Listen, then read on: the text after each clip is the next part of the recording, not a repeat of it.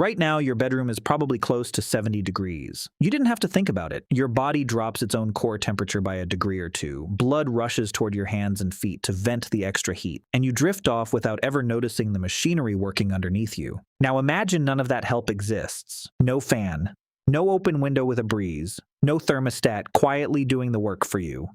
200,000 years ago, one of your ancestors is lying on a thin bed of grass inside a shallow rock shelter, somewhere in what is now southern Africa.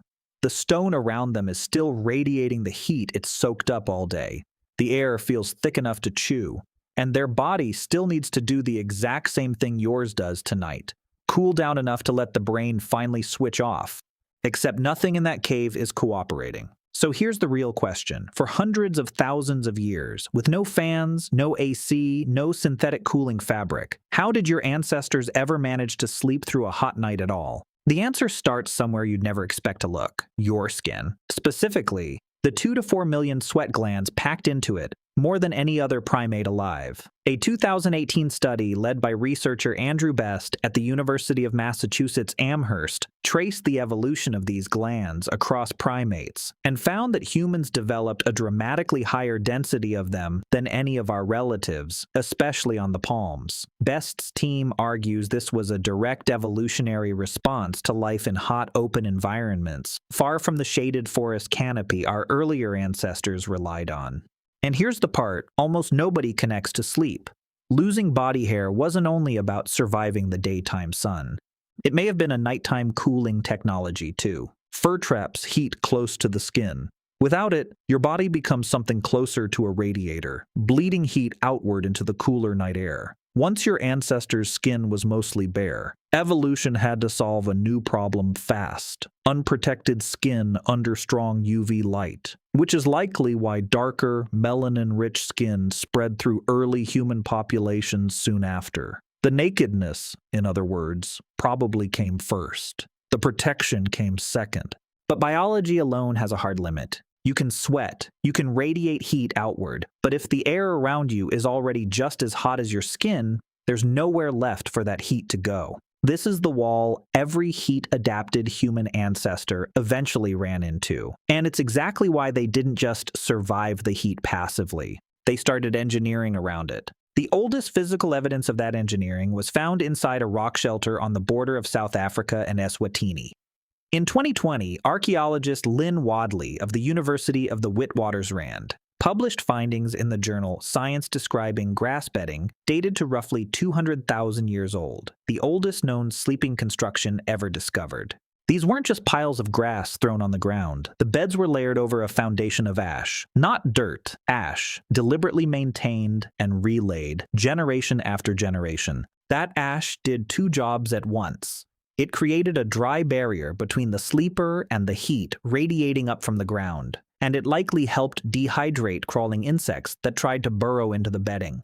Researchers even found traces of camphor bush mixed into the grass, a plant still used today in parts of East Africa as a natural insect repellent. This wasn't random. It looks closer to a deliberate, tested system. Here's the detail most people never think about. The ground itself was working against them. Rock and packed earth soak up solar radiation all day long, then release it slowly after sunset, like a hot pan pulled straight off the stove. If you've ever walked barefoot on asphalt at dusk, you already know this feeling. Your ancestors couldn't stop the earth from radiating heat, but they could separate their bodies from it. A thick mat of dry grass over a layer of ash created a pocket of trapped air between skin and scorching ground. And air, it turns out, is a remarkably poor conductor of heat. That pocket worked almost exactly like modern insulation, not by creating coolness, by blocking heat transfer. We will never know that person's name. But 200,000 years ago, in a cave in southern Africa, they essentially invented the bed. And the bed, from the very beginning, was a thermal tool. Even with better bedding, even with efficient sweat-covered skin, some nights the heat simply won. And that's when your ancestors reached for their most powerful cooling tool of all: time itself. A 2015 study led by researcher Gandhi Yetish, working alongside UCLA sleep scientist Jerome Siegel, tracked sleep patterns across 3 present-day hunter-gatherer groups whose lifestyles closely resemble ancestral conditions: the Hadza of Tanzania, the San of Namibia, and the Tsimane of Bolivia. What they found upended a very common assumption. Most people picture ancient humans sleeping from the moment the sun went down until it rose again. They didn't. Average sleep across all 3 groups ran to roughly 6.5 hours a night, shorter than many people get in modern industrialized life. And sleep onset didn't line up with darkness at all. It lined up with temperature. People in all 3 groups tended to fall asleep as the surrounding air was actively cooling, and they tended to wake up near the coldest point of the night, usually just before dawn. They weren't sleeping through the darkness. In a very real sense, they were sleeping through the cool window the night briefly offered them. Which raises an obvious problem. If you're sleeping less on the hottest nights, how do you get enough rest at all? The likely answer is that your ancestors probably weren't sleeping in one long, unbroken block the way modern sleep advice assumes you should. Historian A. Roger E. Kirch at Virginia Tech spent 16 years digging through pre-industrial European records and found more than 500 references to something called first sleep and second sleep, 2 separate sleep periods, each roughly 4 hours long, split by a quiet waking period in the middle of the night. This wasn't described as a disorder. It was described as completely ordinary. In hot climates, this pattern may have been even more pronounced. A first sleep as temperatures first dropped in the evening. A wakeful stretch during the coolest hours when you could drink water, shift position, or simply let your bare skin radiate heat into the cold night air. Then a second sleep carrying you through to morning. And crucially, none of this happened alone. In 2017, anthropologist David Sampson at the University of Toronto studied sleep patterns among the Hadza using wrist-worn activity monitors across 20 full nights. What he found was almost hard to believe. Out of those 20 nights, there were only about 18 total minutes where every single member of the group was asleep at the exact same time. At almost any given moment in the dark, roughly 8 people were awake. This wasn't random or chaotic. It tracked closely with something called chronotype, your natural biological tendency to feel sleepy earlier or later than other people. Older group members tended to fall asleep and wake up earliest. Younger members stayed alert later into the night. Layered together, this created a rolling, overlapping wave of wakefulness that covered nearly the entire night. Sampson has a name for this pattern. He calls it the poorly sleeping grandparent hypothesis. Your grandmother's restless nights might not be a modern sleep disorder at all. They might be an ancient, deeply useful security system, still quietly running in her biology. Heat, in other words, didn't just change when your ancestors slept. It may have shaped how they slept, and who stayed alert while everyone else rested. The group functioned less like a collection of individuals, and more like one shared organism, cycling through rest and alertness together, rarely ever fully unconscious all at once. As human societies grew larger and more complex, architecture started answering the same problem.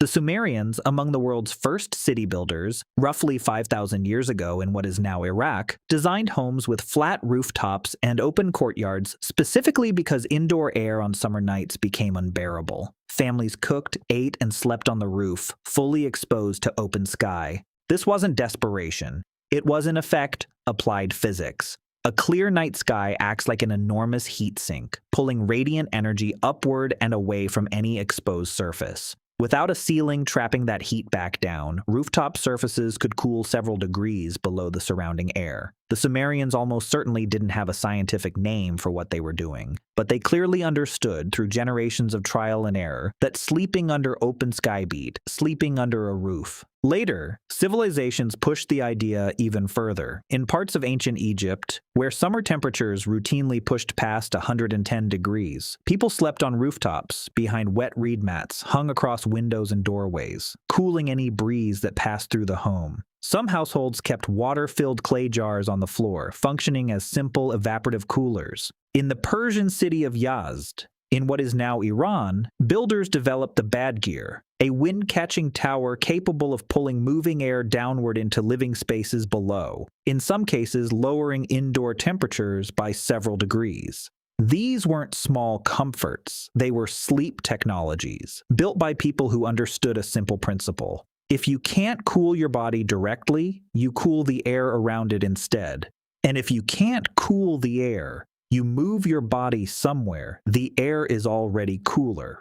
Step back and look at the full shape of this story. Your ancestors faced a nightly engineering problem that would genuinely stump most modern people if you quietly took away their electricity. A body that needs to cool down before sleep is even possible, trapped inside an environment that refuses to cooperate. And they answered it on every level available to them. With biology, shedding fur, multiplying sweat glands, turning bare skin into an active, heat-radiating surface refined over roughly 2 million years. With materials, layering grass and ash beds that separated their bodies from the trapped heat of the earth. With timing, shifting sleep to follow the temperature curve of the night, breaking rest into segments instead of forcing one unbroken block. With community, spreading wakefulness across the group so no single person stayed dangerously unconscious for too long in the dark. And eventually, with architecture, lifting sleeping bodies up toward open sky,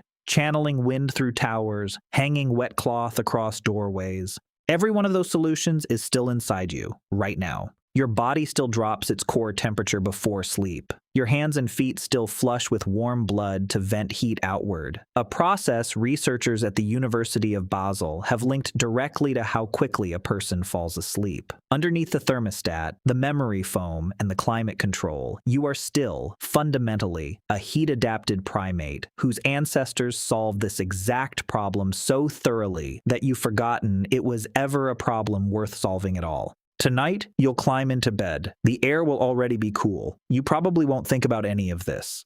But somewhere underneath that ease, in the way your temperature quietly drops, in the way your blood shifts toward your skin, in the way you sometimes wake for no clear reason at 3 in the morning, 200,000 years of restless, sweating, endlessly resourceful ancestors are still lying there right beside you. They never got a perfect night's sleep. They just made absolutely sure that one day you could